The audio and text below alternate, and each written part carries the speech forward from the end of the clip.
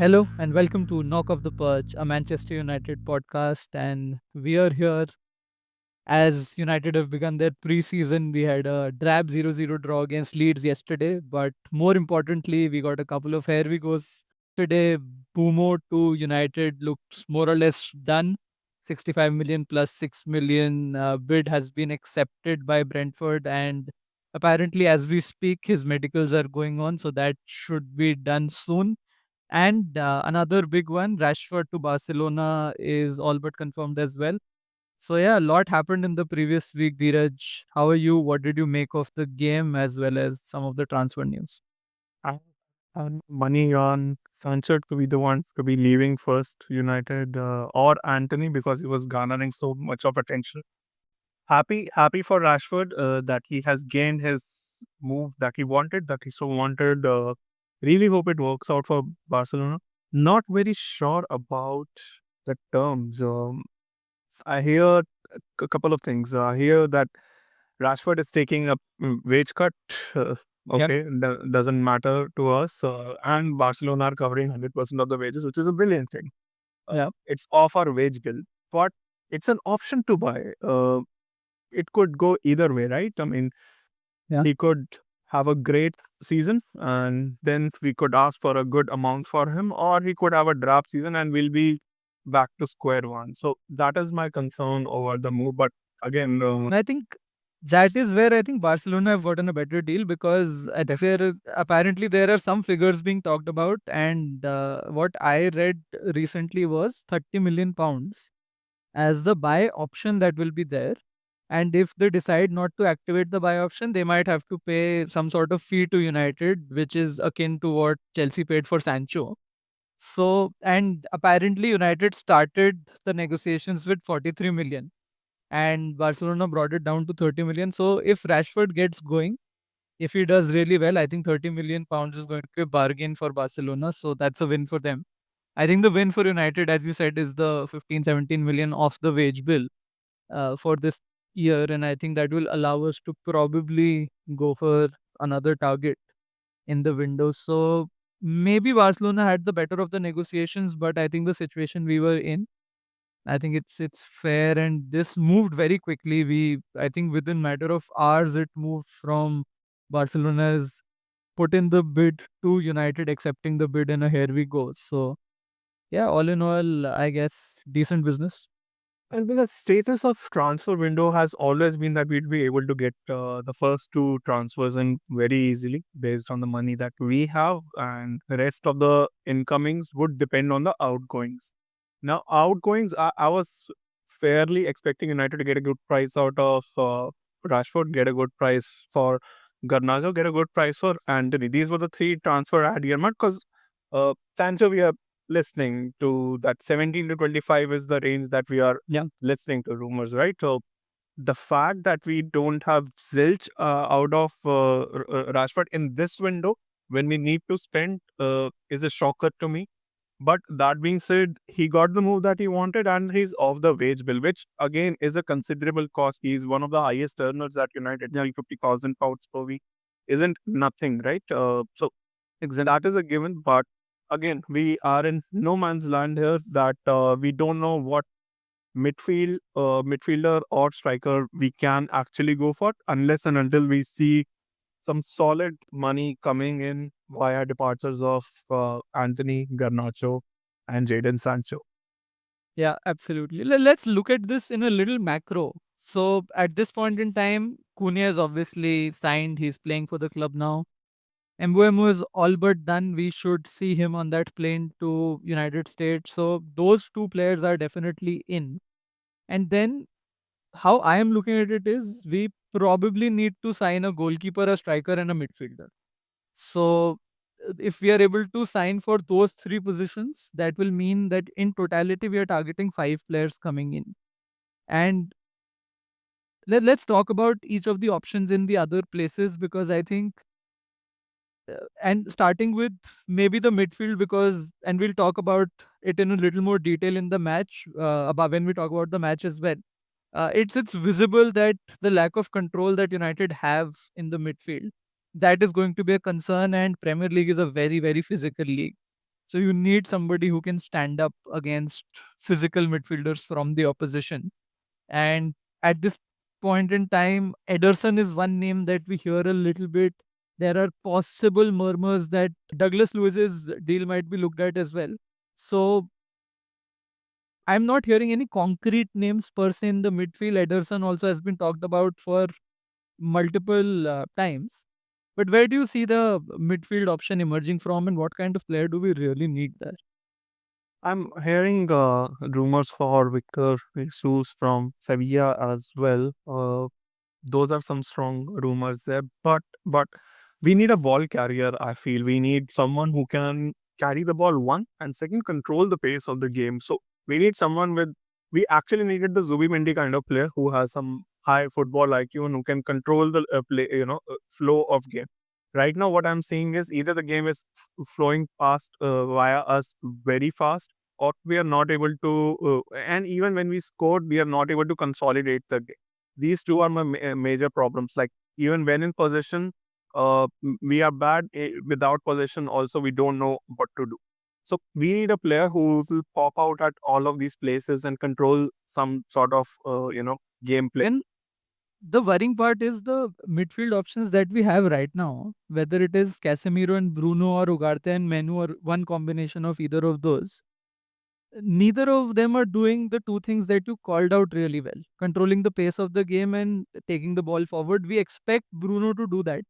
But Bruno really is an attacking midfielder. He is the one who will create chances in the final third. We are expecting a lot out of Bruno for him to do the tackles in our defensive area as well, bring the ball forward, then find a Cunha or a striker so that they can take it forward. So one, Bruno is not able to do all by himself. Casemiro against Premier League oppositions, we have seen time and again. I think he doesn't have the legs anymore. He was able to do all right against Europa League opponents towards the end of the season, but when it comes to Premier League, I think the physicality isn't there.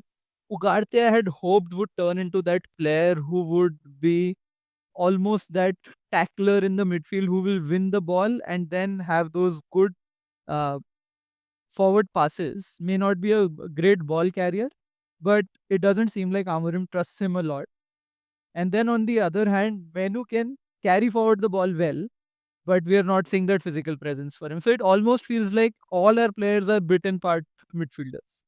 The player that we are asking for, the player we are hoping also doesn't exist, a lot in the universe, right? I can It's Vitinha, I think, for PSG.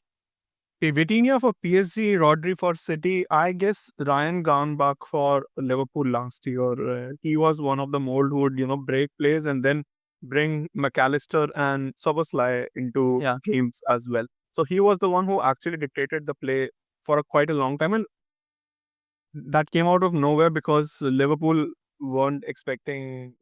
They were searching for a CTM. Yeah, they were searching for a CTM, or where they didn't find one. Yeah. And they put him there, and then he has done miracles for them there.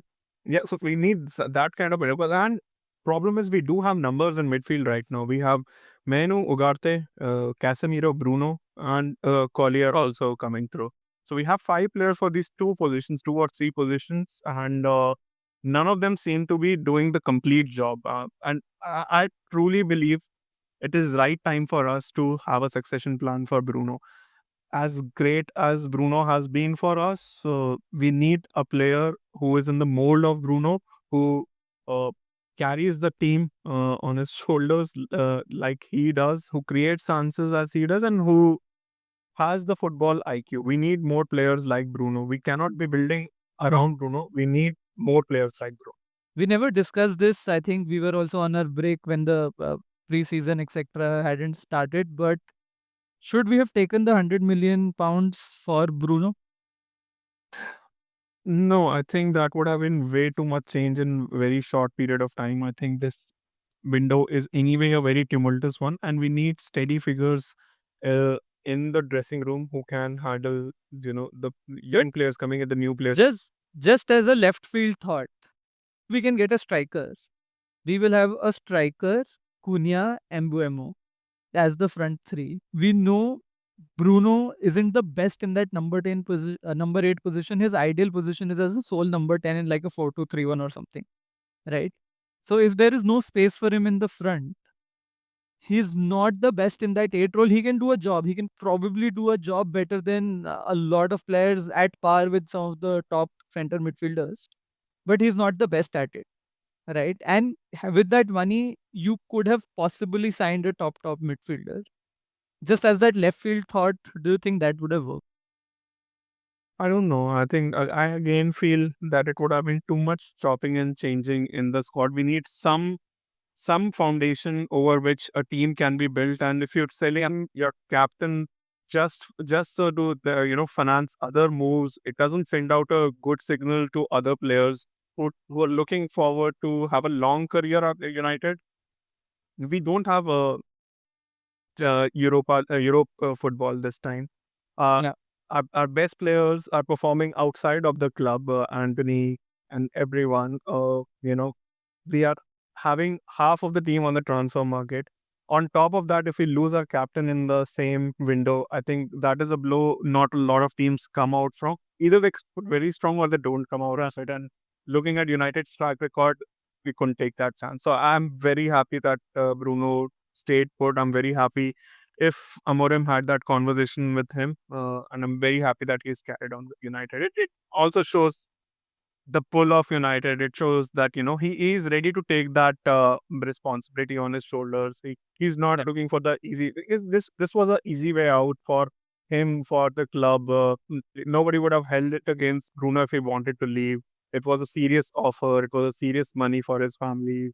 So, but yeah, very happy that he stayed, and yeah, we are building on top of it, right? We do have two very good players signed in, Cunha and Bumo. uh, yeah. Both of them were in the top 5 of goal involvements in the Premier League last season. Absolutely, We backed absolutely. both of them. And just on this point, we have this conversation. Us fans have this conversation every year. Bruno, maybe start of the season, has a couple of not so great games.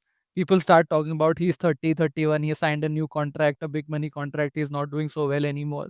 And Bruno always comes back from that. Even last year, when we were, playing so poorly, he managed 19 odd goals. He managed good number of assists, etc. as well. So I think all this is just talk at this point in time. Come the season, Bruno is going to have a good start, and all this talk will die down, I am sure. And I am manifesting a Bruno assist, Cunha goal, Cunha assist, Mbeumo goal at Old Trafford against Arsenal. Hope that manifestation comes true. I mean, I think the final piece in that jigsaw would be a striker as well, having Yeah, a striker who can finish, because right now we our strikers seem lost. I feel that is it is up to both confidence as well as gameplay. Let's just discuss. Let's just dive into the game against Leeds yesterday. It was a 0-0 draw. Yeah, some chances we saw some chances from them. For me, the man of the match, to be very honest, was Tom Heaton. Last 45 minutes, he made like three such great saves. Been he's here on number one. Like he's a potential number one. I wouldn't lie to you. Uh, Knowing that Onana is unavailable for some time, yeah. we don't know how long that period is. Binder is on and off. His form is very on and off.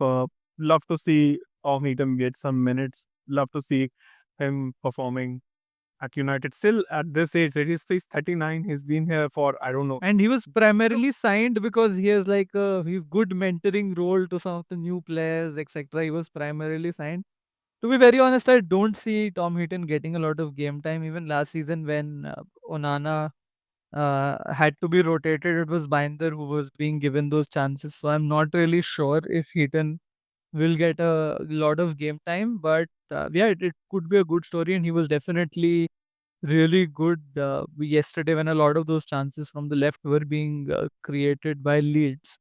I think he stood tall there, so that was definitely good. Uh, let's. I think that's a good point to even talk about some of the other players who impressed us a little. What did you make of Cunha's preseason debut? Any thoughts that come to your mind? I mean, I've seen him for Wolves. This is what I expected out of him, just to get in there and barge in like he's as vertical players come. You Yeah. give him the ball, he will travel towards the goal with it. Drew a lot of fouls. Had a good combination play with our other fullback Diego Leon, who started it against his first game. Yeah. I'm happy. In this preseason games, I need to see two things: our players not getting injured, and a sense of an identity which Amorim promised. I was We happy to don't see get it that. now. I don't know when we will. So Yeah, it's high time we do that. exactly. So what I was expecting yesterday, it was Leeds United. They Yeah. are a club who are just gotten promoted from Championship. I was hoping we'd be the one pressing Leeds United. We'd be the ones creating majority of the chances. We'd be the ones scoring a few goals. Yeah. Understandable, this is the first game of the preseason and everyone's jet lagged, everyone's still getting back to Up to fitness. speed. Yeah. Yeah. Yeah, but that being said, that identity was missing. Our midfield was missing even in the first half when we were playing Bruno and Casemiro in the midfield, who are like Yeah. senior figures of the. That's so-called number one midfield. Yeah. Yeah, and we should have run Leeds over. That wasn't to be the case. Leeds were running the midfield amok. They were creating chances, quite a few chances. I wouldn't say they were like blowing us out of the water. And Yeah. there was no combination play which I would have liked to see. That was a worry. I hope we'll get our best 11 right in the next 3-4 games when we Yep. play against. And our good thing is our other games in this preseason are also against Premier League opponents in Bournemouth, Everton. It's competitors. Our competitors. So yeah, so we'll get to see where we stand, where we actually stand as of now, because I think we are seeing. no, I was just saying on the combination of play point, I think two things that stood out to me in the first half.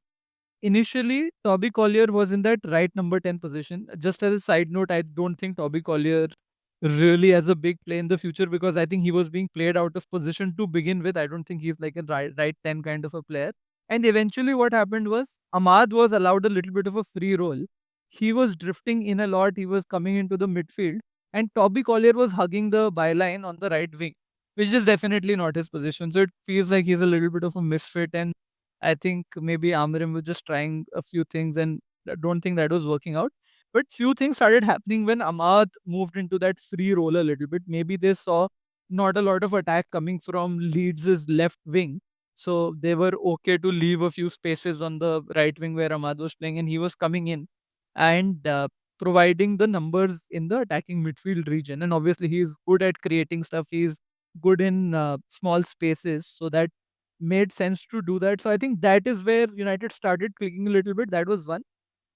And the second half, what Amarim is typically known for the entire wingback play. I saw Dalo and Dorgu getting involved a lot, and which is where you will see Dalo overlapping with the right 10, coming near the edge of the box, putting the ball in, and Dorgu coming from the left, occupying those spaces towards the center and taking a shot. Albeit his shot taking wasn't really great, but you could see a little bit of a pattern and combination of play there. So those were highlights for me. That We got few positions in our system currently which require very high football IQ. Those number 10 positions and the fullback positions, they have to play in tandem with each other. That's why I'm very excited to have Bumo come in, because he's someone who will allow Amat to run overlap, underlap. He'll see those runs. He Bumo has a good cross on him and he has a good shot on him. you're right. This is very helpful for us because Ahmad will be the one who will be. And another thing is Bumo is very good defensively. So Hmm. thinking about that possible, our right wing becoming a stronger flank was very exciting for me. But yesterday, like you mentioned, the runs of Dalo and Dorgu both were quite encouraging. Dorgu especially got into few good positions. Yeah. He was barging into the box a lot of the times. In fact, there was a shot which I believe Cunha that should have taken, that Dorgu completed that shot. No, Cunha and that was Cunha and Obi Martin. That was in the first half. So the ball had come in from the right, and it was probably falling on Cunha's right foot. But Obi Martin, Cheeto Obi Martin took a touch, and then he did like a 270-degree turn and took it with his left foot. So I think those connections will form. The other point that I was thinking of as you were speaking was this entire connection with Cunha and Mbeumo being formed. I think they will form once you play a few games, and I think Bruno is really good at it. In fact, yesterday on my feed, that video came up when Bruno had just joined. And you remember that free kick that he took, and he almost had the telepathic connection with Anthony Martial against Man City. This, a quick chip, and Martial took it and goal past Ederson. So I'm sure some of those connections will form, especially with other intelligent players like Cunha and Mbeumo. So that should do a lot of good to this Manchester United team. You see goals coming from besides Cunha and Boomer. Of course, we assigned those number. On that, actually, on that note, I had a thought while I was watching the game yesterday. What if, because we know these are two proper goal scorers, and Hmm. the striker position is almost a liability for us at this point in time. What if we played Bruno in that number 10 role, and Cunha and Mbeumo as those two inside wide forwards, and little bit of a change in formation to say 3-4-1-2. I think that gets the best out of Bruno because he's playing in that single number 10 role. You have Cunha and Mbeumo who can actually finish and have been in great touch in the previous season. You definitely need to strengthen the midfield. Your placeholder players today could be Ugarte and Menu there, and Menu works in a midfield of three as well. So maybe you replace Ugarte with a really good central defensive midfield, or Ugarte could become that, and you try and play that. Is what I was thinking. I don't know if maybe this is just I'm having those thoughts. Amorim probably doesn't want to change anything in the system and wants to find players. I still think, irrespective of the system that we play, Yeah, we need players who attack the box. So Cunha and Bumo, as great players as they are, they thrive in. Cunha thrives in carrying the ball towards the box. Bumo thrives in finding those little spaces in the boxes. We still need a player who has maintained a presence in the box so that our lengths stay far wide. yeah, That player has to be in the mold of Gyökeres who used to play. Yeah, Oli Watkins. Gyökeres who used to play for yeah. Sporting. So till the time we don't find our Gyökeres or mold Hoyland into one, I don't know when that will click. He he still felt a bit short on Yeah. his feet. Yeah, you would expect that new season has started. Its preseason players would start afresh. This that Hoyland looked exactly the same in those last 45 minutes as he was looking the entire last season. He looked trying to get there. He didn't look impressive. Whatever little chance he could get, he didn't really make the most of it. So yeah, Compare that, everyone go home and compare that with his goal in the last preseason against Arsenal. That was the first minutes he got against any team last season, and in 15 minutes he bombarded into the box three times, and then the second or third time he was able he to got injured. completely outmuscle Saliba. Saliba, I When think, yeah, yeah. went into the box and scored a banger, and then he got injured. Then he got injured. Yeah, But yeah, those first 15 minutes were so encouraging as a United fan because you saw, okay, first season he's performed and he's gotten his 16 goals. Okay, that's a foundation. And you were just expecting him to fly after that injury. I don't know what it did to that mentality of a player, but that, he hasn't been the same since. And that is what I was hoping to see yesterday. yeah, I won't put the complete blame on him. I think it's the slight blame to the system as well because a lot of times we have a lot of players into the box without any clear definition of chance creation. yeah, I see a lot of side passing happening.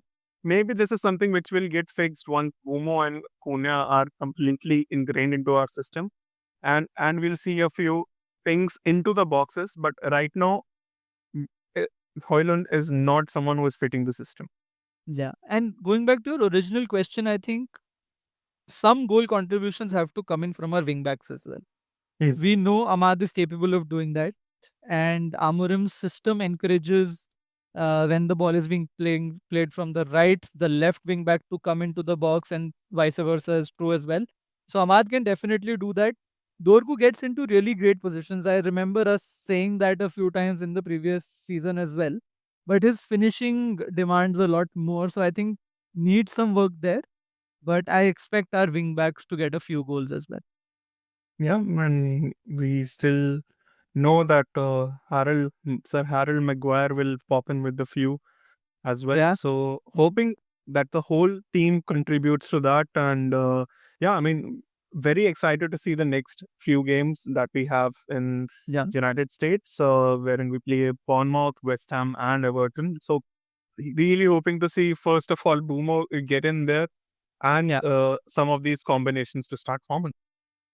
Correct, correct. Any thoughts on some of the young players that came in from the academy? Leon, obviously not an academy prospect, but he did play his first game. Montato came in, Fredrickson came in, Fletcher, Jack Fletcher, I think, got a few minutes as well. Any thoughts on if any of them could make the upgrade to the first team on a regular basis? Um, Other than Ovi Martin, I don't see anyone immediately coming into play. Of course, Diego Leon is being earmarked to be that player who would have some chances in the first team this season because we hear that Amas is being sent out on loan, Yeah, which is very curious to me because Amas was starting to see some minutes in the at the end of the season and he was earmarked to start under Ten Hag and then under Amorim. Don't know how his development is going on as of now. Between the midfield, like you mentioned, Collier, I think he's a player who can run, who can do a job. I this reminds a lot of McTominay. reminds me a lot of McTominay, but I still don't see him as a player who who is a regular stacker for a Champions League plays fighting team, and we have Yeah, to be that team. That being said, it is very encouraging to see, and I'm really hoping to find one or two players who can step up, make that step up during this preseason because this is the time they get to prove it. This is the time they have the maximum exposure with the first team, with yeah. the first team manager as well, and this is the time when they show the manager that why they are worthy to make that jump. Yeah. And I think Fredrickson also got a few minutes towards the end of last season, played okay yesterday as well. So maybe he is the one who can make some sort of a jump. But I should say I'm really happy about the current crop of centre backs that we have. Licha Martinez should come back in a couple of months. I believe he has already started stepping up his training to be back. Yoro looks like a real good center back, and his ball carrying is only improving. Some of his crossfield passes yesterday were really good, and he steps up with the ball. He does that ball progression really well. So I'm happy with that. We desperately needed a left-footed center back to come up in absence of Licha. Aiden Heaven has been doing that. He himself got injured, but did decently well in the opportunities that he got. I think he could seriously challenge Luke Shaw for that spot because Shaw, I don't think, has the legs anymore to play the wing back. He will be an option at left center back. I think I would want Aiden Heaven to get a few more starts. Uh, and maybe the match against Arsenal could be a good opportunity for them to show the player they've sold for 1 million or so. Yeah, I mean, we are stacked into the center back area. Euro, Delete, Nous can play there. Aiden Heaven is there. Luke Shaw is there. Sir Harold Maguire is there. So that it's like six players for like three positions. We are decently covered in the. I think we have invested well in the center back position and we are reaping the results now. We really hope this is a season when Euro makes that step up. Last season was a tough for the entire team, not just for Euro, and yet Euro at in moments showed his quality on the ball. Like you mentioned against the match in Leeds, we saw a lot of very accurate crossfield balls and ball progression. I feel this is something which we have to thank to Maguire for. I think he is the player who does that the most. Progresses the ball, looks for that pass. I see that washing on the other players as well. So yeah, hope they stay fit and hope we find the right combinations to play in the Premier League. As of now, who do you think will be our primary centre backs? mm, Say for the Arsenal game. I know it's a bit far. Yeah, yeah. So if I really talk about the three positions, I can see two clear standouts for each of the three positions, and let's maybe spend a little time talking about who that could be starting. So for the right centre back, I think it's going to be between Yoro and Mazraoui. I actually like both, and both of them can carry the ball forward. But at this point in time, I would want to see Euro start there. He's our next big thing as the center back. He is Varane regen. So I would just give him that spot at this point in time. Then for the central center back position, I think it's between Harry Maguire and Delict. It's typically a position where you would not want you would want a player who's not very pacey but really good in the air, so they can maneuver and manage. And at this point in time, Harry Maguire edges it for me. His performance towards end of the season. And on the left-sided centre back position, it's either Shaw or Aiden Heaven. I would want Heaven to start. Just that arc against Arsenal, do well and prove it to them as well. So at this point in time, Euro Maguire, Heaven could be the back three for me. What about? I think Dillet might surprise you. Dillet has that towering presence. He has pace as well. He has the football intelligence as well. So I believe it will be a close one between Dillet and Maguire. And I don't write it down that both of them won't start together as well because they can. No, no, that's definitely possible. This is just a narrative that I have in terms of the right side, left side, and the center position. But obviously, if you come to think of it, you could start Euro on the left, Mazarawi on the right as well. So both of them could also play. So either of those possibilities exist. Brilliant. Cool. Anything else that we wanted to cover? I think the thoughts that I had, I'm well covered with those. No, I think look forward to the signings getting completed. Look forward to the outgoings being a bit fast tracked and us getting actual real money rather than promises, rather than obligations or options to buy. Because we've seen a obligation to buy also turn against us because we have Sancho back to us with the 5 million penalty fee. So really hope those get fast tracked and. We can reach that first team uh, blueprint as soon as possible. Absolutely, absolutely. I think the next three games in the US preseason will be critical for that. And by the time we get to mid-August, where we have the game against Fiorentina, which is almost a David De Gea testimonial as well, we should see the first 11 shaping up. All right. Yep. Cool. All right. This has been a fun one. Thanks everyone for joining in. And as always, this is our perch. Let's knock him off. Until next time, stay united.